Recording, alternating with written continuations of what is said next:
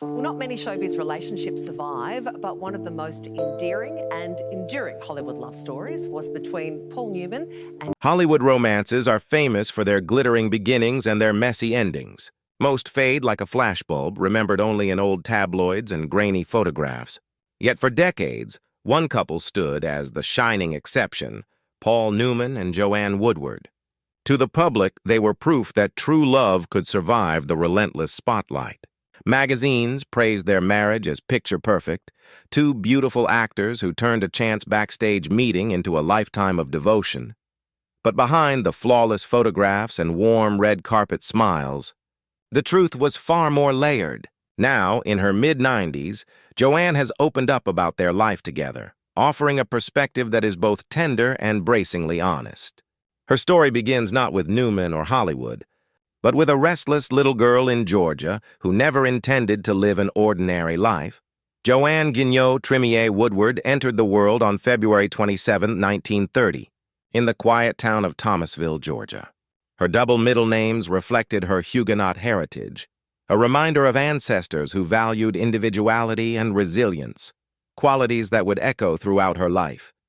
Her mother, Eleanor, adored the silver screen and paid tribute to her obsession by naming her daughter after Hollywood star Joan Crawford. From the start, movies hovered over Joanne's childhood like a bright constellation, suggesting destiny long before Joanne knew the word.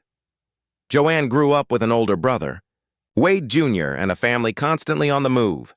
The Woodwards drifted from Thomasville to Blakely, then back to Thomas, and finally to Marietta. Each relocation meant new schools, new friends, and new stages for her budding imagination. Marietta High School became a turning point, giving Joanne her first taste of the theater and a space to channel the energy she could never quite contain. Even after fame found her, Joanne stayed loyal to Marietta. She later supported the city's historic Strand Theater and remained connected to the high school that had first ignited her passion. The Georgia girl who would one day conquer Hollywood never forgot the roots that shaped her, even as her ambitions stretched far beyond small-town streets. The pull of film crystallized for Joanne one dazzling evening in Atlanta. At 9 years old, she attended the legendary premiere of Gone with the Wind, where spotlights carved bright shapes across the night sky and reporters shouted to capture stars' attention. Most children might have hung back, intimidated by the chaos.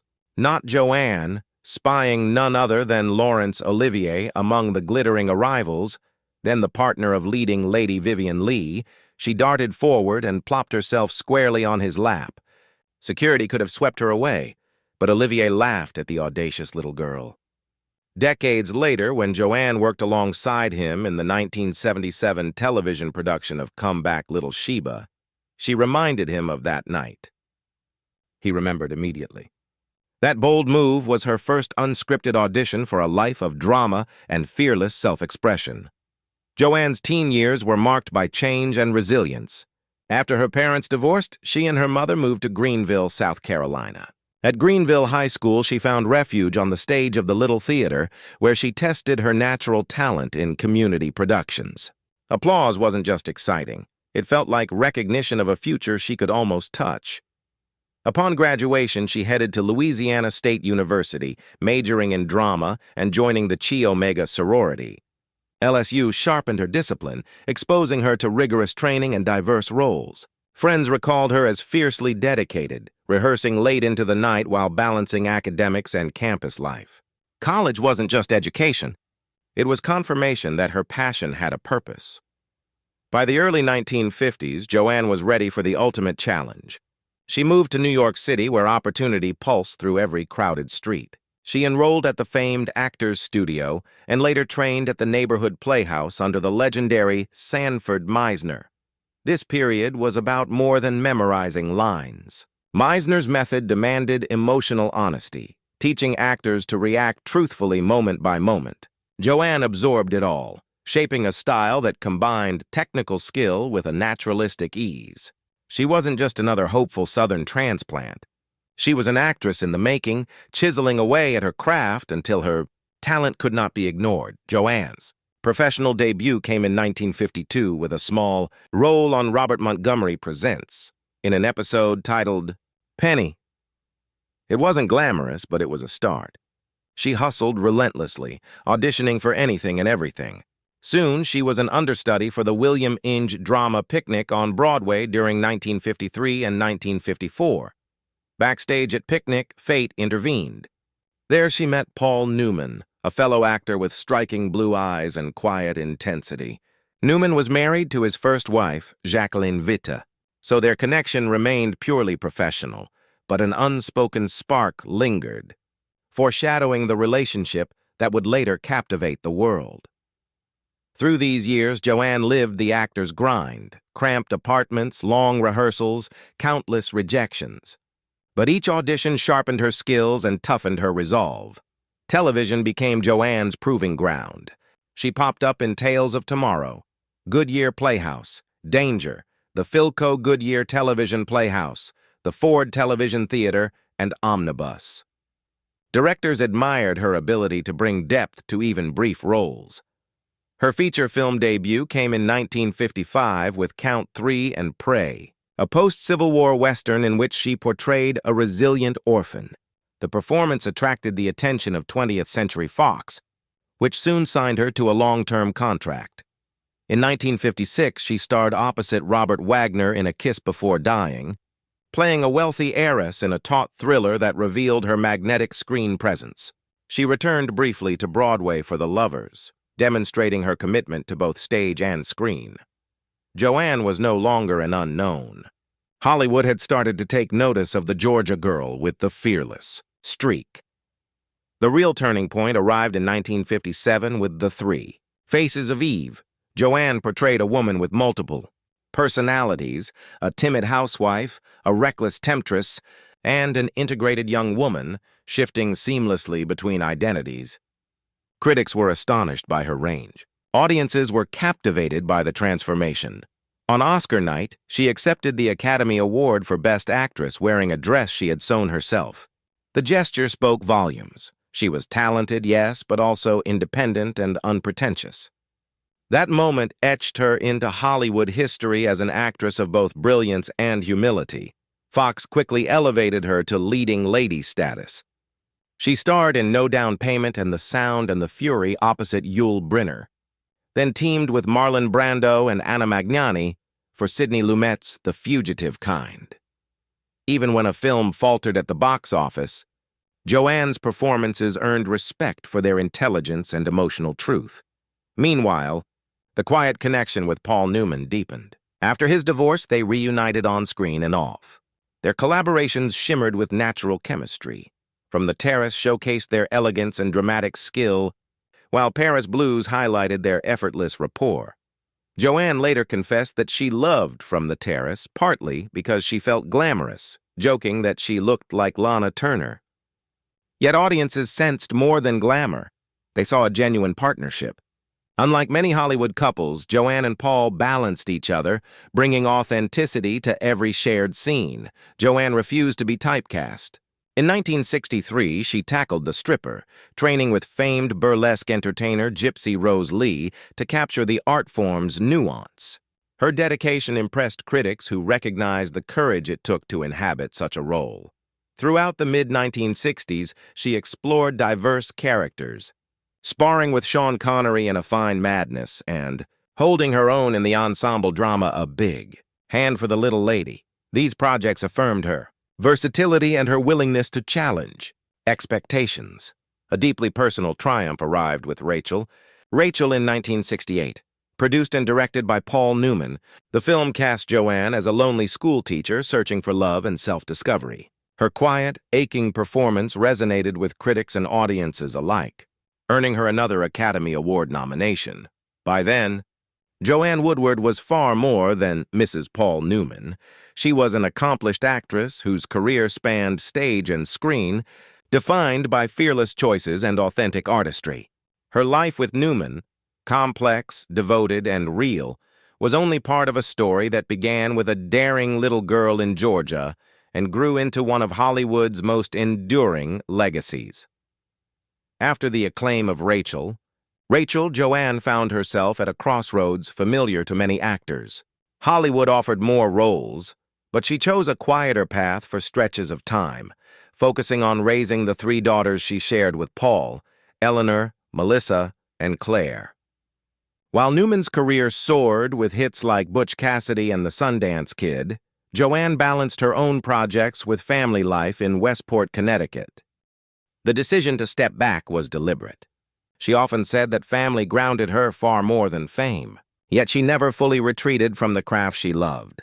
Between school plays, carpools, and community events, she continued to seek roles that resonated with her own evolving perspective as a mother and mature woman.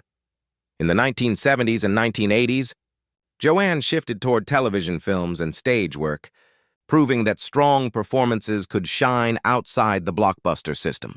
She won an Emmy for See How She Runs, 1978, and received praise for Do You Remember Love, 1985, where she portrayed a woman grappling with Alzheimer's disease. These roles reflected her interest in complex, human stories rather than box office guarantees. On Broadway and in regional theater, she continued to challenge herself, earning respect from peers who admired her dedication to live performance. Critics noted that while many stars of her generation faded when television became dominant, Joanne adapted with grace and remained relevant. Joanne and Paul's bond extended far beyond film sets. Together, they co-founded several charitable initiatives, most notably Newman's Own, a food company whose profits are donated entirely to charity. Joanne also championed arts education and supported theater programs in Connecticut. Friends and colleagues often remarked on the couple's shared commitment to giving back. Whether hosting fundraising events or quietly supporting local causes, they treated philanthropy not as a publicity tool, but as an extension of their values. Their home in Westport became a hub of creativity and compassion, where neighbors felt welcome and community projects found backing. As years passed, the marriage that once seemed like a fairy tale matured into something deeper. Both Joanne and Paul acknowledged that their relationship had challenges, arguments, career pressures, and the normal strains of raising a family. But they also spoke of mutual respect as the glue that kept them together. In interviews, Joanne often deflected the idea of a perfect marriage, emphasizing that love required patience and work. After Paul's passing in 2008, she described their life together as wonderful, complicated, and real, words that captured both the romance and the grit of their partnership. Today, Joanne Woodward's legacy reaches far beyond her Academy Award or the decades-long marriage that fascinated the public. She is celebrated as an actress who insisted on meaningful roles, a philanthropist who used her success to help others, and a pioneer who balanced career and family without surrendering either. Younger generations of performers cite her as proof that longevity and authenticity can coexist with Hollywood stardom. From her daring childhood leap onto Laurence Olivier's lap to her graceful presence in later years, Joanne embodies a lifetime of fearless choices. Even as film and television brought her global recognition, Joanne never abandoned her first love, the theater. In the 1990s and early 2000s, she devoted significant time to the Westport Country Playhouse in Connecticut, serving as artistic director. She revitalized the historic venue, attracting celebrated performers and staging ambitious productions that drew audiences from across New England. Her leadership helped transform the Playhouse into a vibrant cultural landmark, and she treated the job with the same dedication she once gave to film sets. Colleagues remember her meticulous attention to casting and her willingness to mentor young actors, quietly shaping the next generation of talent. Joanne's later career brought a cascade of honors that celebrated her artistry and humanitarian spirit. She received multiple Emmy Awards, Golden Globes, and a Screen Actors Guild Life Achievement Award. In 2003, the Kennedy Center recognized her for her lifetime contributions to American culture. Each accolade reaffirmed what critics and peers had long known. She was an artist of depth and integrity, uninterested in celebrity for its own sake. When asked about the trophies, Joanne often downplayed them, noting that the real reward was the chance to keep telling meaningful stories. As she entered her later years, Joanne faced the private challenge of declining health, including reports of memory loss. True to character, she approached these difficulties with dignity and the steady support of family and close friends. Rather than retreat completely, she allowed those around her to provide care while continuing to enjoy the simple pleasures of home, art, and grandchildren. Her resilience inspired those near her, reflecting the quiet strength she had demonstrated since childhood. Many contemporary actors cite Joanne Woodward as a guiding influence.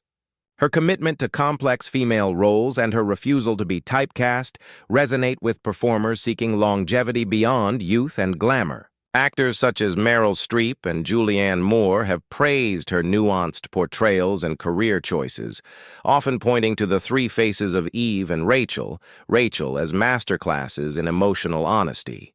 Through these admirers, Joanne's artistic philosophy continues to shape modern cinema and theater. Joanne's greatest pride remained her family. Her daughters pursued their own creative paths, from filmmaking to acting, carrying forward the artistic curiosity nurtured at home. Family gatherings in Westport are remembered as lively affairs filled with music, spirited debate, and affection, proof that her deepest success was not measured in awards, but in the lives she helped shape. Her grandchildren know her less as a Hollywood icon and more as the warm matriarch who encouraged their dreams and celebrated small victories. Looking back, Joanne Woodward's story is one of quiet revolution. She proved that an actress could command both the stage and the screen, nurture a family, sustain a lasting partnership, and give back to her community without surrendering individuality. From the bold 9-year-old who surprised Laurence Olivier to the seasoned artist guiding a historic playhouse, Joanne lived each chapter with fearless authenticity. Her journey reminds us that a truly remarkable life is not defined by fame, but by purpose, creativity, and love. Film historians often describe Joanne's body of work as a living archive of mid-20th century American cinema. Her performances trace shifting eras, from the post-war optimism of the 1950s to the more introspective dramas of the 1970s. Students of film frequently revisit her roles to study how she infused realism into studio-era melodramas, demonstrating that subtle acting could hold as much power as grand gestures. In retrospectives and museum screenings, her films continue to draw audiences eager to witness the nuanced artistry she championed. Throughout her career, Joanne quietly mentored emerging actors and directors. At the Westport Country Playhouse, she offered feedback on scripts, coached performers through difficult scenes, and shared practical advice about balancing art with everyday life. Younger colleagues recall her generosity and lack of ego, traits that made her guidance invaluable. Many credit her with giving them the confidence to trust their instincts, a gift that rippled outward as those protégés went on to mentor others. Beyond Newman's own, Joanne supported the broader philanthropic network that she and Paul initiated, including the Hole in the Wall Gang camp for seriously ill children. After Paul's passing, she remained involved as an advisor and honorary figurehead, ensuring the mission of compassion and fun continued. Her quiet leadership helped the foundation expand programs for families in need, reinforcing her belief that success means little without service. Long before discussions of equal representation became mainstream, Joanne modeled what a self-directed career could look like. She negotiated for challenging roles, declined parts that felt shallow, and demonstrated that motherhood and artistry could coexist. Film scholars often cite her choices as an early blueprint for women seeking agency in Hollywood. Festivals celebrating women in cinema regularly honor her, acknowledging how her example paved the way for future generations. Even years after Paul's death in 2008, Joanne spoke of him with affection and candor. She shared stories of their playful banter, their shared love of racing cars and cooking, and the small rituals, morning coffee, evening walks, that grounded their life together. Friends say she kept mementos of their travels and film sets, not as trophies but as reminders of a partnership built on trust and laughter.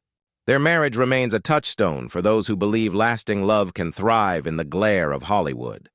Media outlets continue to revisit the Newman-Woodward story, producing documentaries and in-depth profiles that explore their decades-long bond. Viewers remain captivated not by scandal, but by the authenticity the couple projected. Interviews with their children and friends reinforce the idea that their love story, while not without its challenges, was grounded in mutual respect. Joanne's own interviews, measured, thoughtful, and occasionally wry, add depth to the legend, offering glimpses of the woman behind the icon. Asked late in life what acting meant to her, Joanne described it as searching for truth inside make-believe. This simple phrase encapsulated her approach. Every role, whether on stage or screen, was an opportunity to reveal human complexity. She valued preparation but also spontaneity, believing the most powerful moments often emerged unplanned. Her philosophy continues to influence acting schools that study her performances as prime examples of emotional honesty. Today, Joanne Woodward stands as a symbol of grace in both art and life. She demonstrated that enduring talent need not be loud, that a career can be both celebrated and self-defined, and that love and creativity can coexist across decades. As film scholars, actors, and audiences revisit her work, they find not just a star of a bygone era, but an artist whose choices still resonate. Her life story, spanning bold childhood moments, groundbreaking roles, and a partnership rooted in respect, remains a beacon for anyone seeking to balance ambition with authenticity. No. Discussion of Joanne's artistry is complete without a closer look at the Three Faces of Eve, 1957. In a single film, she shifted seamlessly among three distinct personalities, Eve White, Eve Black, and Jane, without caricature or excess. Film scholars still screen the performance in acting workshops to illustrate emotional precision. Her transitions, often in a single take, display a control of voice, gesture, and inner life that remains a benchmark for psychological drama. Joanne's 1968 role in Rachel, produced and directed by Paul Newman, stands as a pivotal moment for female-centered storytelling. She embodied a small-town schoolteacher confronting loneliness and unfulfilled dreams, giving a voice to women rarely centered in mainstream cinema at the time. Critics hailed the film's sensitivity and her luminous, restrained performance, which earned an Oscar nomination and helped open doors for more intimate, character-driven narratives. While many of her contemporaries treated television as a career fallback, Joanne embraced it as a space for challenging material. From See How She Runs to Do You Remember Love, she explored nuanced characters often overlooked in theatrical films. Her Emmys and critical acclaim validated the medium and demonstrated that great acting transcends format, inspiring later generations of actors to move fluidly between screen sizes. Joanne often credited her studies with Sanford Meisner at the Neighborhood Playhouse for shaping her craft. She approached each role with the Meisner emphasis on truthful reactions, allowing scenes to breathe with spontaneous authenticity. Interviews reveal that she valued listening over delivering lines, a principle her co-stars consistently praised. This dedication to presence and responsiveness gave her performances a natural realism that still feels modern. Throughout her career, Joanne quietly resisted Hollywood's pressure to conform to narrow depictions of women. She sought scripts that revealed complexity, flaws, desires, contradictions. Her choices predated the feminist film movement, making her a trailblazer for actresses demanding substantive parts. Modern performers often cite her as a model for balancing commercial success with integrity. Actors such as Meryl Streep, Frances McDormand, and Julianne Moore have acknowledged Joanne's impact on their own careers.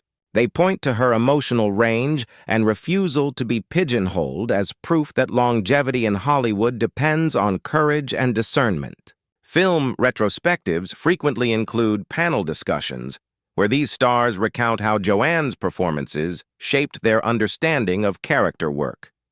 In recent years, significant efforts have gone into preserving the couple's letters, photographs, and professional materials. Universities and film institutes collaborate to digitize their archives, ensuring scholars and fans can study their creative and philanthropic legacy. Joanne's meticulous record-keeping, including personal notes on roles and rehearsals, offers invaluable insight into mid-century American theater and film practices. Today, Joanne Woodward represents more than a celebrated actress. She embodies the possibility of a balanced, meaningful life in the arts. Her journey, from a fearless Georgia child to an Oscar-winning performer and philanthropic leader, illustrates how dedication and authenticity can outlast trends.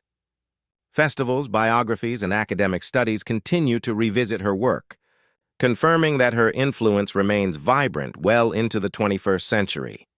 Even with her celebrated film and television career, Joanne never lost her devotion to live theater. Throughout the 1970s and 1980s, she returned repeatedly to regional and Broadway stages, finding the immediacy of a live audience both humbling and invigorating.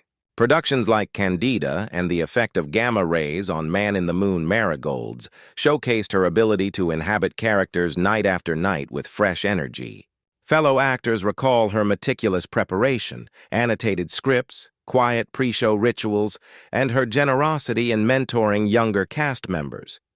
For Joanne, the stage remained a sacred space where craft mattered more than fame, while Paul Newman's charitable ventures, such as Newman's Own, are widely known. Joanne was equally instrumental in shaping their philanthropic vision. She co-founded the Hole in the Wall Gang Camp for children with serious illnesses and actively guided the Newman's Own Foundation's grant-making. Friends note that Joanne approached giving with the same care she brought to acting: thorough research, hands-on involvement, and a focus on dignity for recipients. Her quiet leadership ensured that their donations funded arts education, medical research, and community programs that continue to touch lives long after Paul's passing. As younger generations discover classic cinema, Joanne Woodward's work stands as a beacon of integrity and emotional truth. Film schools use her performances to illustrate the art of subtlety. Streaming platforms introduce her films to audiences who were not yet born during her heyday. Critics often describe her as a bridge between Hollywood's golden age and modern character acting. Whether in the quiet resilience of Rachel, or the fearless complexity of the three faces of Eve, Joanne's legacy endures as a reminder that genuine talent and a life well lived never goes out of style. Beyond her own performances, Joanne quietly nurtured the next generation of actors. Former students and young co-stars recall her generosity during rehearsals, where she offered practical advice on character development and scene study without ever overshadowing them.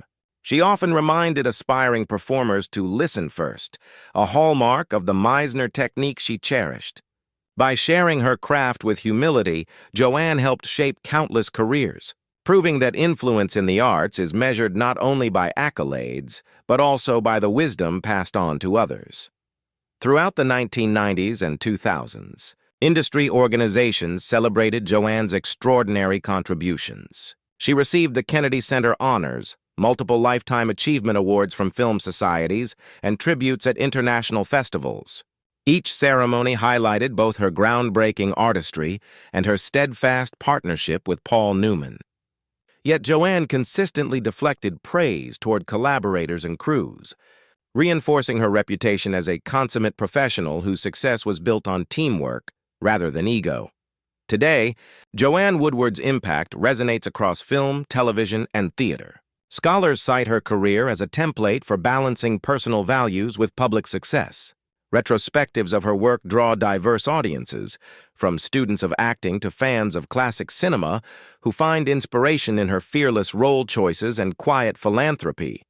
More than a Hollywood legend, Joanne stands as proof that a life devoted to craft, compassion, and authenticity can leave an enduring mark on culture itself.